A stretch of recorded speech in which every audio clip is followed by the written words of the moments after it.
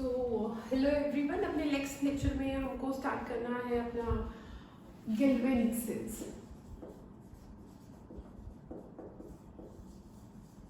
ठीक है, इसी को हम इलेक्ट्रोकेमिकल सेल भी बोलते हैं।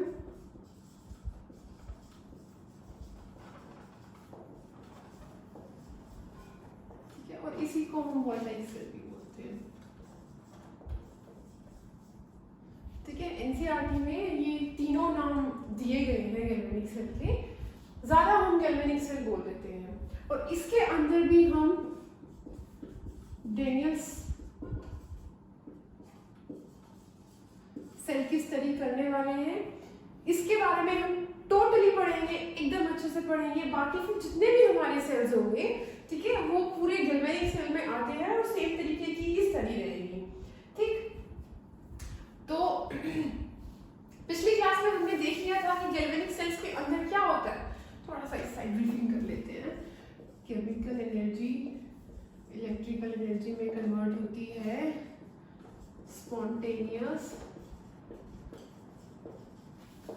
रेडॉक्स रिएक्शन होती है। ठीक है, जिसका डेल्टा जी नेगेटिव होता है। ठीक है, डेनियल सेल क्या है? जिंक कॉपर का जो सेल है उसी को डेनियल सेल कहते हैं। जिंक और कॉपर मेटल का galvanic cell is Daniell cell. ठीक है, तो पीछे हमने क्या रिएक्शन देखी थी, जो एक्सपेरिमेंट किया था, आपको याद हो द प्रीवियस एक्सपेरिमेंट, उसमें क्या था?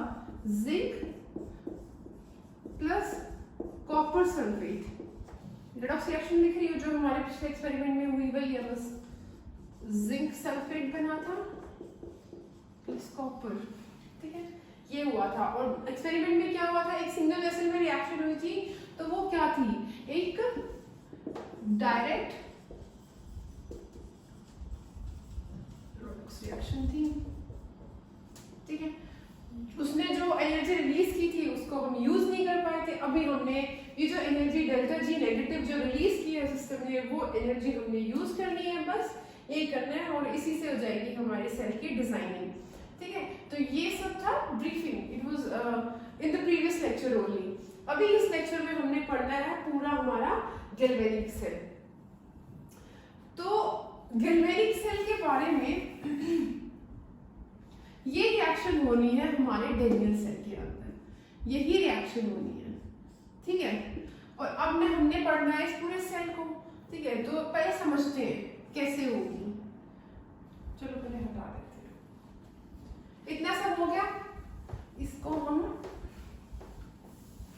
हटा देते हैं सब। अपना सेल बनाएंगे और अच्छे से समझेंगे। देखो,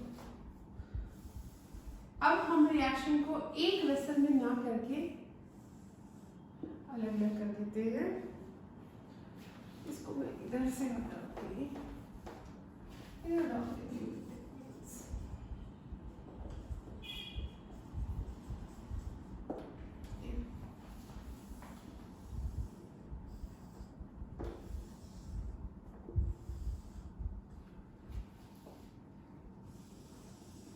इसके अंदर हम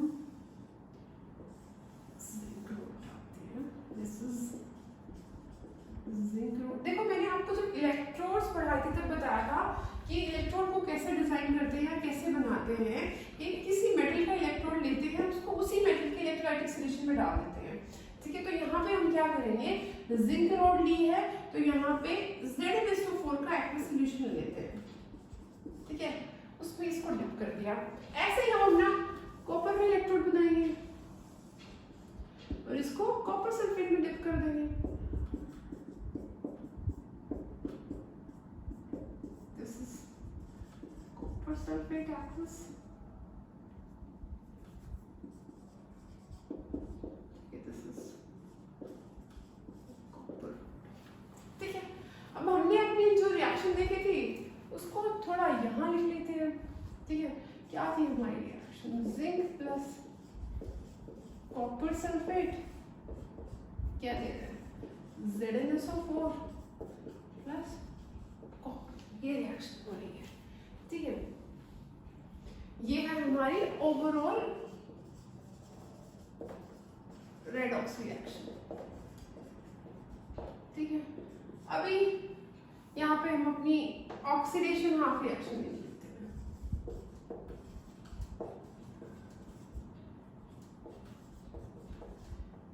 क्या बताया था मैंने, जिंक का ऑक्सीडेशन होना है। ठीक है, रिडक्शन हाफ रिएक्शन क्या है, इसको हम यहाँ से हटा के यहाँ लिख लेते हैं। ठीक है, रिडक्शन हाफ रिएक्शन क्या है,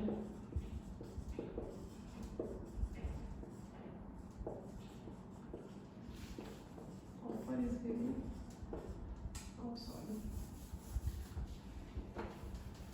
reduction half reaction, copper 2 plus this 2 electron is giving rise copper। ठीक है, ये रिएक्शन होगी, ये ऑक्सीडेशन हाफ है, ये रिडक्शन हाफ है। थोड़ा सा मैंने आपको इलेक्ट्रोलाइट्स के इलेक्ट्रोड्स के बारे में बताया था, सॉरी नॉट इलेक्ट्रोलाइट्स, इलेक्ट्रोड्स। तब क्या बोला था, एनोड जहां पे ऑक्सीडेशन होता है, कैथोड जहां पे रिडक्शन होता है। ठीक है, तो जिंक का हुआ था ऑक्सीडेशन, तो ये हमारा होने वाला है एनोड। ठीक है, ये हमारा होने वाला है कैथोड। क्लियर, ये हमारे होने वाला है एनोड, ये हमारा होने वाला है कैथोड। ये जिंक इलेक्ट्रोड रहेगा, ये कॉपर इलेक्ट्रोड रहेगा। इस पे होगा ऑक्सीडेशन, ये हमारा एनोड है, इस पे होगा रिडक्शन, ये हमारा कैथोड है। अभी हम यहाँ पे रिएक्शन को क्या कर रहे हैं, इनडायरेक्ट। अभी हम क्या कर रहे हैं, इनडायरेक्ट रेडॉक्स रिएक्शन। ठीक है, क्यों, क्योंकि इसमें जो एनर्जी रिलीज हुई थी हमने उसको यूज भी तो करना है, इसलिए हम इसको इनडायरेक्ट कर रहे हैं। ठीक है, अब अगर इन दोनों को एक एक्सटर्नल सर्किट से जोड़ दिया जाए, बता देते हैं इसको,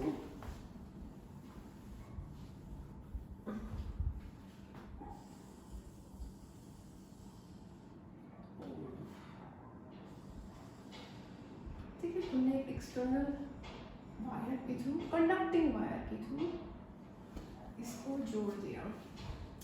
देखो, ये जिंक के दो इलेक्ट्रॉन को, अगर हम इलेक्ट्रॉन्स के फ्लो में इलेक्ट्रिसिटी की बात करें, flow of electron is electricity लिख लेते हैं, इसको हम हटा देंगे। फ्लो ऑफ इलेक्ट्रॉन ही तो इलेक्ट्रिसिटी है। ठीक है, यहाँ पे एनोड पे हमारा ऑक्सीडेशन हुआ, ये दो इलेक्ट्रॉन है। ठीक है, ये जिंक की रॉड यहाँ पे भी धीरे धीरे रिड्यूस होने लगेगी। यहाँ पे जब ये जिंक की रॉड रिड्यूस होने लगेगी तो इलेक्ट्रॉन रिलीज होंगे। ये जो इलेक्ट्रॉन इधर आएंगे इस वायर के थ्रू यही आएंगे। ये है हमारा फ्लो ऑफ इलेक्ट्रॉन। ठीक है, और आपको पता होगा फ्लो ऑफ इलेक्ट्रॉन इलेक्ट्रिसिटी होती है, और हमारे करंट की direction of current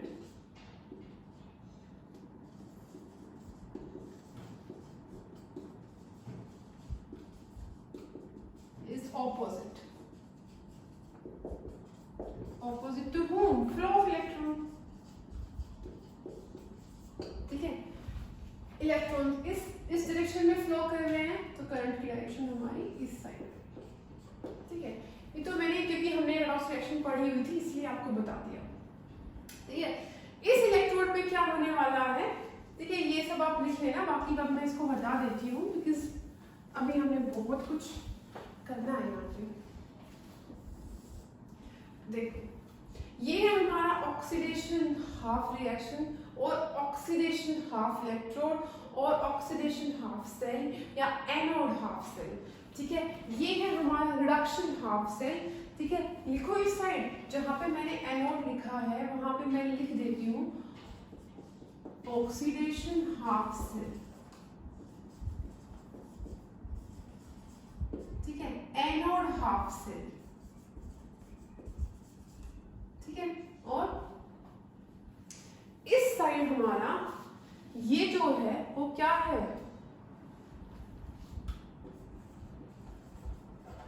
reduction half cell और कैथोड हाफ सेल। ठीक है, रिडक्शन हाफ रिएक्शन हुई है इस इलेक्ट्रोड पे, ऑक्सीडेशन हाफ रिएक्शन हुई है हमारे इस इलेक्ट्रोड पे। अब आ जाते हैं हमारा इस पूरे सेल के केमिकल चेंजेस पे। अभी तक तो हम इस सेल की मैं आपको डेफिनेशन ही समझा रही थी।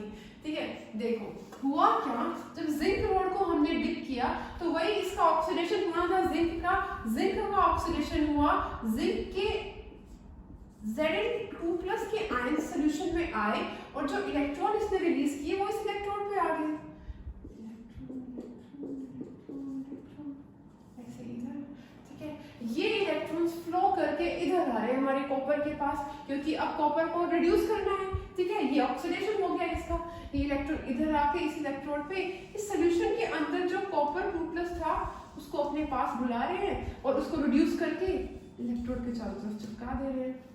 ठीक है, अब देखो, अब हम बात करते हैं थोड़ा सा कि ये जो हमारे इलेक्ट्रोड्स हैं, कैथोड और एनोड, इन पे चार्ज क्या क्या होगा। ये है हमारा एनोड, आपने देखा यहाँ पे ऑक्सीडेशन हुआ, इलेक्ट्रॉन आए, तो इस वजह से ये इलेक्ट्रोड कैसा हो गया, नेगेटिवली चार्ज्ड।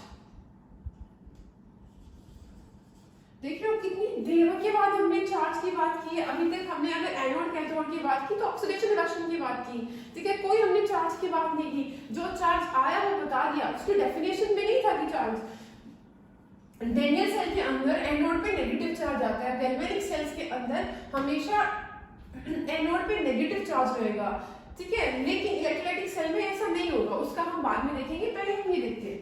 अब ये हो गया हमारा कैथोड। कैथोड पे देखो इस सॉल्यूशन के अंदर कॉपर 2+, इससे इलेक्ट्रॉन जो आए थे उनको पूरा खींच ले रहा है, ये सारा कॉपर इलेक्ट्रॉन को कंज्यूम कर रहा है और इस इलेक्ट्रोड को इलेक्ट्रॉन डेफिशिएंट कर देता है। ठीक है, तो जो हमारा कैथोड होता है वो हो जाता है हमारा पॉजिटिवली चार्ज्ड।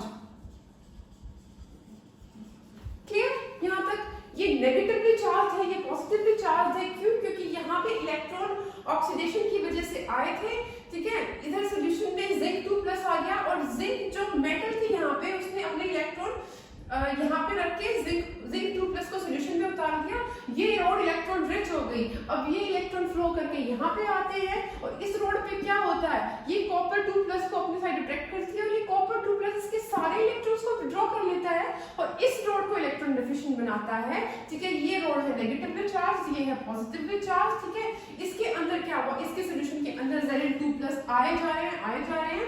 ठीक है, इसके सॉल्यूशन के अंदर क्या हो रहा है, कॉपर 2+ अपने इलेक्ट्रोड पे जाके रिड्यूस हो रहा है और कॉपर मेटल इसके चारों तरफ जुड़ती जा रही है। ये इलेक्ट्रोड का साइज बढ़ता जा रहा है, इस इलेक्ट्रोड का साइज घटता जा रहा है। ये इलेक्ट्रोड नेगेटिवली चार्ज है, ये पॉजिटिवली चार्ज है। ठीक है, समझ में आया। इसके सॉल्यूशन के अंदर Zn2+ बढ़ते जा रहे हैं, इसके सॉल्यूशन के अंदर SO4 2- बढ़ते जा रहे हैं। ठीक है, अब ये जो फ्लो ऑफ इलेक्ट्रॉन है यही इलेक्ट्रिसिटी है। अगर हम यहाँ पे वोल्ट मीटर लगाएं, डायरेक्शन होगी इस साइड, करंट की डायरेक्शन यही है। ठीक है, तो हमें कुछ इलेक्ट्रिसिटी मिलेगी, उसको स्टोर करेंगे और यूज करेंगे। ठीक है, ये इससे आगे इसमें अभी क्या हो रहा है, देखो अभी हमने इतना सा आपको बताया है, लेकिन ये जो इतना सेल बना है ये ज्यादा देर तक काम नहीं कर पाएगा, क्योंकि इन द बिगनिंग जब हमने ये इलेक्ट्रोलाइटिक सॉल्यूशन लिया था इसमें Zn2+ की कंसंट्रेशन इक्वल थी SO4 2- की कंसंट्रेशन के। यहाँ पे कॉपर 2+ आयंस की कंसंट्रेशन इक्वल थी SO4 2- आयंस की कंसंट्रेशन के। ठीक है, लेकिन अभी जब इन दोनों हाफ सेल्स में रिएक्शन हुई, यहाँ पे Zn2+ की कंसंट्रेशन बढ़ गई एट टाइम t=0 पे ये था, लेकिन जब टाइम t=t है, ठीक है, जब जितनी ये रिएक्शन मैक्सिमम हो सकती थी उतनी होएगी। जब सॉल्यूशन में Zn2+ बहुत ज्यादा बढ़ जाएगा, Zn2+ concentration is greater than SO4 2- concentration, और इस साइड क्या होगा, कॉपर 2+ की कंसंट्रेशन तो घटेगी, बढ़ेगी थोड़ी ना। ठीक है, ये हो गया सोल्यूशन के अंदर। इस सोल्यूशन के अंदर भी चार्ज इंबैलेंस हो गया, इस सोल्यूशन के अंदर भी चार्ज इंबैलेंस हो गया। और अगर चार्ज इंबैलेंस हो गया तो अभी हमारी रिएक्शन रुक जाएगी। जब तक चार्ज सब ठीक था, रिएक्शन हुई, हमें थोड़ा बहुत करंट मिला, ठीक है, लेकिन थोड़े टाइम के बाद जब ये electrical neutrality, specifically I am using the word electrical neutrality, जब तक मेंटेन थी सोल्यूशन के अंदर, दोनों इलेक्ट्रोड्स के सॉल्यूशंस के अंदर, तब तक सेल काम कर रहा था। जैसे ही डिस्टर्ब हुई, इनकी कंसंट्रेशन डिस्टर्ब हुई, कंसंट्रेशन चेंज हुई, Zn2+ ऑक्सीडेशन हाफ में ज्यादा हो गया और कॉपर 2+ रिडक्शन हाफ सेल में कम हो गया। ठीक है, तो अभी हमारी रिएक्शन डिस्टर्ब हो गई है, अभी हमारी रिएक्शन काम नहीं कर रही है, इससे ज्यादा और रिडक्स रिएक्शन नहीं हो रही है। ये तो कुछ ज्यादा, इतना देखो, इतना बड़ा हमने डिजाइन किया और थोड़ी सी देर की इलेक्ट्रिसिटी है तो फ्रूटफुल नहीं हुआ ना। हमको चाहिए था कोई लंबा रेगुलर सोर्स ऑफ इलेक्ट्रिसिटी। तो ठीक है, अभी हमने इसको करेक्ट करना है। देखो साइंस में इन्वेंशंस ना धीरे धीरे होती है, एक बार में सब कुछ नहीं आता है। ठीक, जैसे आपके मोबाइल फोन्स हैं, विद टाइम बहुत ज्यादा मॉडिफाई हो गए हैं, अच्छे हो गए हैं। ठीक है, पहले सेलफोन कितना मतलब बेसिक था और अभी कितना मॉडिफाई हो गया, ऐसे ये एक बेसिक सेल का स्ट्रक्चर डिजाइन किया, अब इसको मॉडिफाई करते हैं। ठीक है, इलेक्ट्रिकल न्यूट्रलिटी तो बहुत बड़ा इशू हो गया, तो अभी इसको रिजॉल्व करना पड़ेगा, तभी तो हमारा सेल हमारे लिए ज्यादा फ्रूटफुल होगा। ठीक है, तो इसके लिए एक सोल्यूशन हमें ढूंढना था और सोल्यूशन हमें मिला सॉल्ट ब्रिज। ठीक है, सॉल्ट ब्रिज से हमने क्या करना है, अभी हम इतना पढ़ते हैं कि एक सॉल्ट ब्रिज नाम का सोल्यूशन हमको मिला और हमने ये सॉल्ट ब्रिज डिप किया।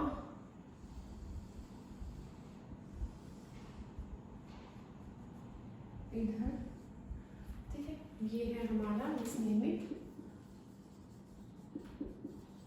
Salt bridge. ठीक है, ये सॉल्ट ब्रिज हमारा सोल्यूशन है कि ये हमारा सेल और आगे अच्छा काम करे, इसके बारे में हम बाद में पढ़ेंगे। पहले ये सब मुझे हटाना पड़ेगा क्योंकि सॉल्ट ब्रिज अपने आप में काफी कुछ करता है। जो पूरा लिखा हुआ है मैं इसको हटा देती हूँ, फिर हम सॉल्ट ब्रिज की फंक्शनिंग को देखते हैं।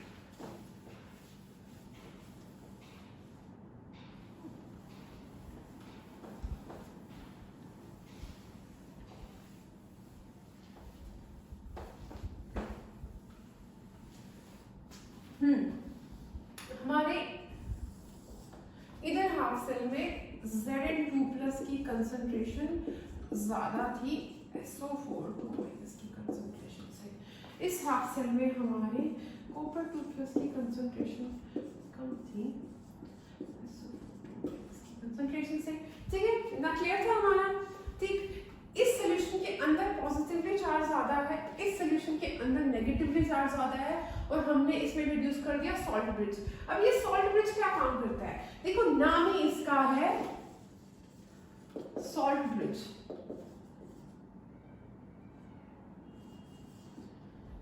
ठीक है, ये सॉल्ट ब्रिज क्या कर रहा है, नाम से ही देखो, एक तो ये ब्रिज है दो हाफ सेल्स के बीच, ये एक ब्रिज तो है, it is an inverted U tube only. ठीक है, दो हाफ सेल के बीच में ये ब्रिज का काम कर रहा है और इस ब्रिज के अंदर हमने सॉल्ट डाला है। ठीक है, सिंपल, वेरी सिंपल। सॉल्ट को आप ले लो, जितने भी हमारे इलेक्ट्रोलाइट्स हैं उसको हम सॉल्ट ले रहे हैं। ठीक है, तो ये क्या है, सॉल्ट ब्रिज। सॉल्ट के नाम पे हमने इलेक्ट्रोलाइट लेंगे, तो इस एक इन्वर्टेड U ट्यूब के अंदर क्या है, ये एक this is inverted U tube. ठीक है, इस इन्वर्टेड U ट्यूब के अंदर हमने अपने इलेक्ट्रोलाइट्स डाले हैं। इलेक्ट्रोलाइट्स भी स्पेसिफिकली इनर्ट किस फॉर्म में, हम इसमें भी इस बारे में भी बात करेंगे, फिलहाल आप इतना यहाँ लिखो कि इनर्ट इलेक्ट्रोलाइट यूज किया है। तो सॉल्ट ब्रिज क्या है, जो हमारे सेल की इलेक्ट्रिकल न्यूट्रलिटी इम्बैलेंस हो गई थी उसको बैलेंस करने के लिए हमने एक सॉल्ट ब्रिज डाला, जो क्या है, एक इन्वर्टेड यू ट्यूब है और उसके अंदर इलेक्ट्रोलाइट भरा हुआ है, इनर्ट इलेक्ट्रोलाइट। ठीक है, अब हम क्या चाह रहे हैं कि दोनों सेल में जो Zn, एक सेल में जहाँ पे पॉजिटिव चार्ज ज्यादा है, जहाँ पे नेगेटिव चार्ज ज्यादा है, और यहाँ पे सपोज हमने कोई इलेक्ट्रोलाइट लिया है, लगा लो m+x- है, अभी m+x- लगा लो। ठीक है, तो यहाँ के पॉजिटिव चार्ज को न्यूट्रलाइज करने के लिए x आएगा इस डायरेक्शन में, और यहाँ के नेगेटिव चार्ज को न्यूट्रलाइज करने के लिए प्लस का चार्ज आएगा ना। ठीक है, इस तरीके से आएगा, इस तरीके से ये काम करेगा। जैसे जैसे रिएक्शन होगी, यहाँ से नेगेटिव चार्ज आएगा, इसको बैलेंस करेगा, इसकी इलेक्ट्रिकल न्यूट्रलिटी को, और यहाँ पे पॉजिटिव चार्ज आएगा, इसको आके बैलेंस करेगा। ठीक है, तो ये इस तरीके से काम करता है। बेसिकली इसमें डालना नहीं, एक इनर्ट इलेक्ट्रोलाइट डालना है। अब देखो, इसको यहाँ पे मूव करना है। ठीक है, तो जो हम इलेक्ट्रोलाइट डालेंगे वो हम अगर पेस्ट की फॉर्म में डाल देंगे।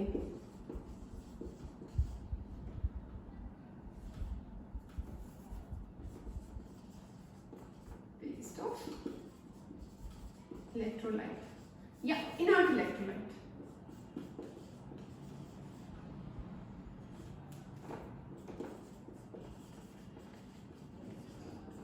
ठीक है, हमारे सॉल्ट ब्रिज में हम क्या कर रहे हैं, हमने एक इन्वर्टेड यू ट्यूब ली, उसके अंदर हमने एक इनर्ट इलेक्ट्रोलाइट भरा, वो भी क्या अगर या जिलेटिन की फॉर्म में हमने डालना है। ठीक है, सेमी सॉलिड होना चाहिए। अगर किस लिए डाला कि हमने इसको सेमी सॉलिड रखना है, एकदम सॉलिड नहीं रखेंगे ना, और एकदम लिक्विड भी नहीं रखेंगे, because this inverted you tube सारा निकल जाएगा, बैलेंस बना के रखना है। तो सेमी सॉलिड फॉर्म में, अगर की फॉर्म में इनर्ट इलेक्ट्रोलाइट हमने लेना है और इस इन्वर्टेड यू ट्यूब में भर देना है। ये इसकी फंक्शनिंग कैसे होगी, पॉजिटिव चार्ज को न्यूट्रलाइज करने के लिए हमारा नेगेटिव चार्ज आएगा, और नेगेटिव चार्ज को न्यूट्रलाइज करने के लिए हमारा पॉजिटिव चार्ज आएगा। ठीक है, और काम हो जाएगा।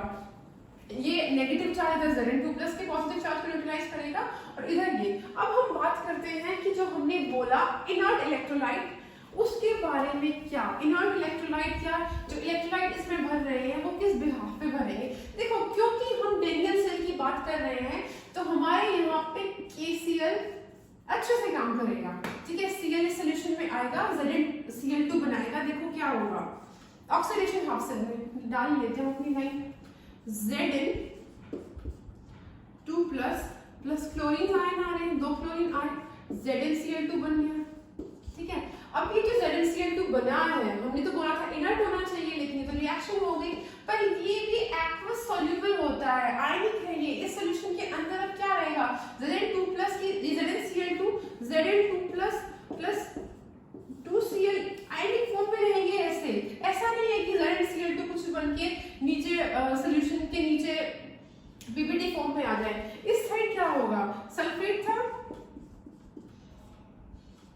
हमारा, K+ आ रहा है, सल्फेट के साथ रिएक्ट करेगा, K2SO4, अगेन दिस इज आयनिक, और ये सॉल्यूशन में K+ और SO4 2- की फॉर्म में ही रहने वाले हैं।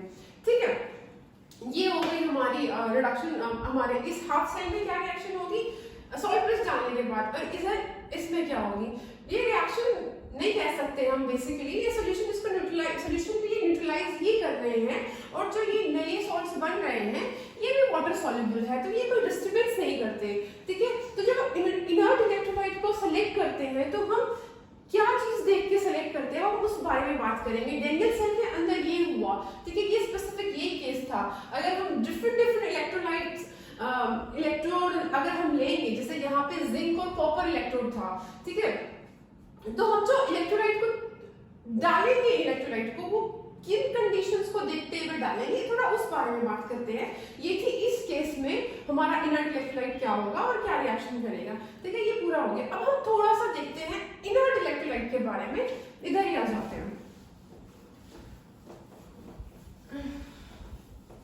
या हम जो इस सॉल्ट ब्रिज के अंदर इलेक्ट्रोलाइट डालेंगे उसको कैसे सिलेक्ट करेंगे।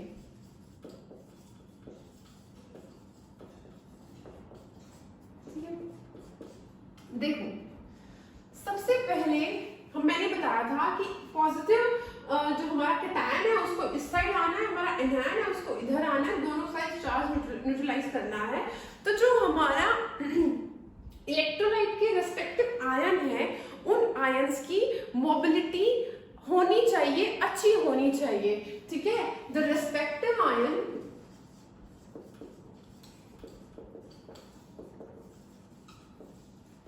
Of electrolyte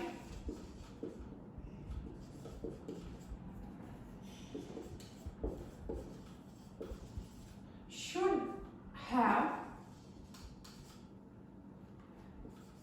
good mobility. Mobility is what? Move करने की एबिलिटी इज मोबिलिटी, ठीक है। पहली चीज की जो दोनों आयन है, जैसे suppose m plus x minus मैंने लिया, इन दोनों की मोबिलिटी अच्छी होनी चाहिए, गुड मोबिलिटी, ठीक है। ये थी पहली चीज, ठीक। दूसरी चीज क्या होगी, ऐसा तो नहीं है ना कि ये m प्लस तो बहुत जल्दी पहुंच गया यहाँ पे, ये आ रहा है धीरे धीरे, कहाँ से इलेक्ट्रिकल न्यूट्रलिटी मेंटेन होगी, डिस्टर्ब रहेगा, स्लो स्लाइडली रिएक्शन, ठीक है। तो दूसरी चीज जो हमारा इलेक्ट्रोलाइट हमने यूज किया है, ठीक है, उनमें जो भी रिस्पेक्टिव आयन है, the respective ion should have similar mobility। समझ रहे हो, दो कंडीशंस, अच्छी होनी चाहिए और ऑलमोस्ट बराबर होनी चाहिए, ठीक है, दोनों। और उसके लिए क्या जरूरी है, अगर हमें चाहिए कि m प्लस और x माइनस की मोबिलिटी ऑलमोस्ट एक जैसी हो, तो इनका साइज ऑलमोस्ट एक जैसा होना चाहिए, ठीक है। तो मोबिलिटी को हमने बराबर रखने के लिए we need to keep almost similar size,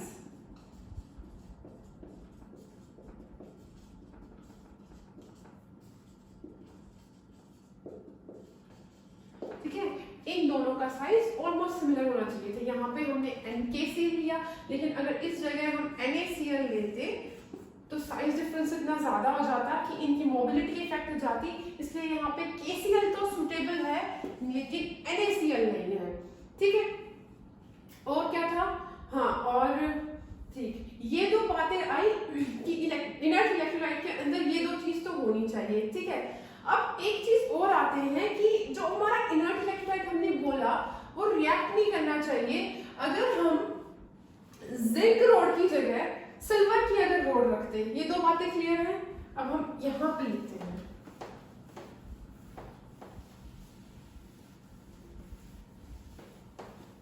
देखो सॉल्ट ब्रिज अभी कंप्लीट नहीं हुआ है, सॉल्ट ब्रिज के बारे में हम थोड़ी बात और करेंगे, पहले हम इस सॉल्ट ब्रिज के इनर्ट इलेक्ट्रोलाइट के बारे में पूरी बात कर रहे हैं, ठीक है। सॉल्ट ब्रिज को भी कंप्लीट करेंगे, ठीक है, पर पहले अभी इनर्ट इलेक्ट्रोलाइट को कंप्लीट कर लेते हैं। यहाँ पे ये दो चीजें तो हमें मिल गई इनर्ट इलेक्ट्रोलाइट के बारे में। द थर्ड थिंग, इनर्ट होना चाहिए, नॉन रिएक्टिव होना चाहिए, और अगर रिएक्शन करता भी है तो इस तरीके के रिएक्शन करे ना, आपके जो यहाँ पे कंपाउंड बन रहा है, जैसे यहाँ पे जो ZnCl2 बना था वो आयनिक था, यहाँ पे K2SO4 बना था वो क्या था, आयनिक था, लेकिन वही यहाँ पे कोवलेंट या किसी और तरीके का कंपाउंड बन जाए जो आयनाइज ना हो सॉल्यूशन के अंदर, तो दिक्कत हो जाएगी। जैसे अगर हमारा ये जिंक इलेक्ट्रोड की बजाय हम Ag का इलेक्ट्रोड ले लें और वहीं हमने KCl का सॉल्ट ब्रिज लगा दिया, ठीक है, तो Cl आपके AgCl बनाएगा, AgCl बनाएगा, लेकिन ये जो हमारा AgCl है ये आयनिक नहीं है, ये एक्वस सॉल्यूशन के अंदर Ag प्लस Cl माइनस में नहीं टूटेगा, बल्कि ये AgCl PPT बन के नीचे सेटल हो जाएगा। अब ये जो AgCl है ये रिएक्शन का पार्ट ही नहीं रहा, इसने रिएक्शन को फिर से डिस्टर्ब कर दिया, सॉल्यूशन तो नहीं निकला। तो अगर हम Ag का इलेक्ट्रोड लेते हैं तो हमें इस तरीके से डिजाइन करना पड़ेगा कि ये हमारा KCl नहीं, हमें कुछ और लेना पड़ेगा, ठीक है। हमारे पास इनर्ट इलेक्ट्रोलाइट के बहुत सारे, अभी हम बात करते हैं कि हमारे इनर्ट इलेक्ट्रोलाइट्स के एग्जांपल्स क्या होंगे। देखो, एक तो हमने यूज किया अपना KCl, ठीक है, दूसरा हम यूज कर सकते हैं NH4Cl, ठीक है, हम यूज कर सकते हैं NH4 NO3 और भी बहुत सारे हैं, वो डिपेंड करते हैं हमारे इलेक्ट्रोड कौन से हैं उनके बिहाफ पे। ठीक है, तो हमने बेसिकली क्या क्या चीजें देखनी है कि दोनों आयंस की मोबिलिटी अच्छी होनी चाहिए, बहुत ज्यादा अच्छी नहीं होनी चाहिए, जैसे H+ और OH- है। ठीक है, बहुत ज्यादा मोबिलिटी है इनकी, इनको हम नहीं यूज कर सकते। ठीक है, हमारे आयंस की मोबिलिटी अच्छी होनी चाहिए और दोनों आयंस की मोबिलिटी ऑलमोस्ट इक्वल होनी चाहिए। ठीक, और उसके बाद वो जब किसी भी हाफ सेल में आके हमारे केटायन या एनायन के साथ इंटरेक्ट करते हैं, रिएक्ट करते हैं, तो कुछ ऐसा सॉल्ट ना बनाए जो इनसॉल्युबल हो। ठीक है, और ये हो गए हमारे एग्जाम्पल। ठीक, अब हम बात करते, ठीक है, ये हो गए हमारे एग्जाम्पल्स। ठीक, तो अब ये हो गया हमारा इनर्ट इलेक्ट्रोलाइट्स के बारे में। अब हम थोड़ी जो हमारी बातें रह गई थी वो रह गई थी सॉल्ट ब्रिज के बारे में। हमारी सॉल्ट ब्रिज की अभी आप देखो कि जो हमने सॉल्ट ब्रिज लगाया वो क्या क्या काम कर रहा है, उसके फंक्शंस क्या है, ये देखते हैं ना हमारे सॉल्ट ब्रिज के फंक्शंस क्या क्या है। हेडिंग होगी फंक्शंस ऑफ सॉल्ट ब्रिज।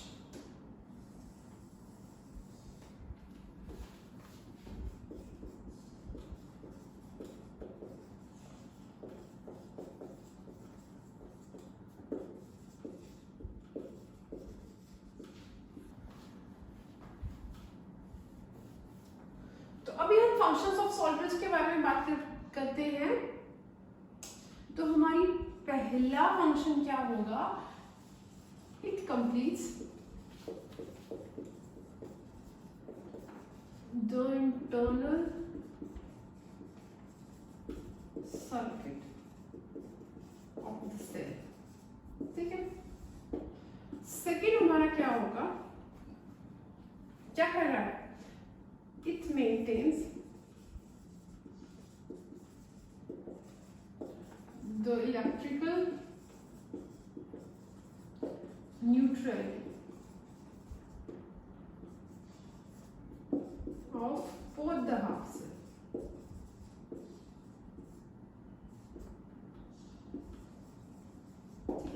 अब एक तीसरी चीज मैं अभी लिख देती हूँ यहाँ पे, लेकिन आपको समझाऊंगी वहां।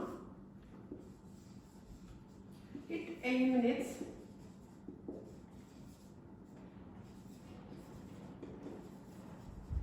liquid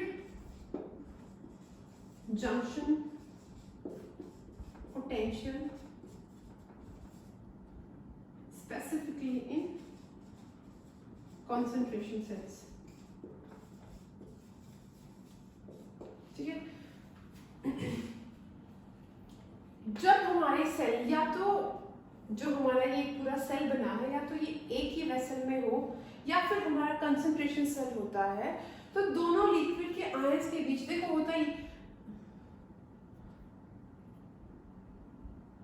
आयंस के बीच कुछ पोटेंशियल डिफरेंस क्रिएट हो जाता है, उसको हम बोलते हैं लिक्विड जंक्शन पोटेंशियल। और ये हमारा जो सेल हमारा जो सॉल्ट ब्रिज है सेल के अंदर, ये उसको एलिमिनेट करता है। देखो होगा क्या, जब कंसंट्रेशन सेल है या जब एक ही वेसल में सेल दोनों इलेक्ट्रॉन लगे हुए हैं, ठीक है, तो सपोज पॉजिटिव आयंस यहां से माइग्रेट करके इधर आ गए और नेगेटिव यहाँ पे आ गए, तो इस लिक्विड का जो जंक्शन था वहां पे लिक्विड जंक्शन पोटेंशियल आ गया ना, ये दो रोड्स एक पॉजिटिवली हो गई एक नेगेटिव हो गई, इसके बीच में कुछ पोटेंशियल डिफरेंस आ जाएगा। ठीक है, तो अगर हम सॉल्ट ब्रिज लगा देंगे, ठीक है, तो ये इस लिक्विड जंक्शन पोटेंशियल को एलिमिनेट कर देगा। ठीक है, तो ये थी हमारी सॉल्ट ब्रिज की एप्लीकेशंस और हमारा गैल्वेनिक सेल के बारे में। देखो अभी मैंने इस सब में बिल्कुल भी बात नहीं की है इलेक्ट्रॉन पोटेंशियल की, थोड़ा सा जब मैंने लिक्विड जंक्शन पोटेंशियल में मैं आई तब मैंने थोड़ा सा बात किया, लेकिन इसको भी मैं नेक्स्ट लेक्चर में आपको अच्छे से समझाने वाली हूँ कि क्या होता है लिक्विड जंक्शन पोटेंशियल या फिर सॉरी इलेक्ट्रोड पोटेंशियल हमारा क्या होता है। इलेक्ट्रोड पोटेंशियल को जब हम समझेंगे तो हम लिक्विड जंक्शन पोटेंशियल को भी समझेंगे और इसको भी थोड़ा सा अच्छे से एक्सप्लेन कर दूंगी, बट फिलहाल आप इसको अच्छे से अभी लिख लो, समझ लो, आगे बात करेंगे, अभी के लिए इतना काफी है। सो प्लीज अच्छे से पढ़ते रहना and thank you very much.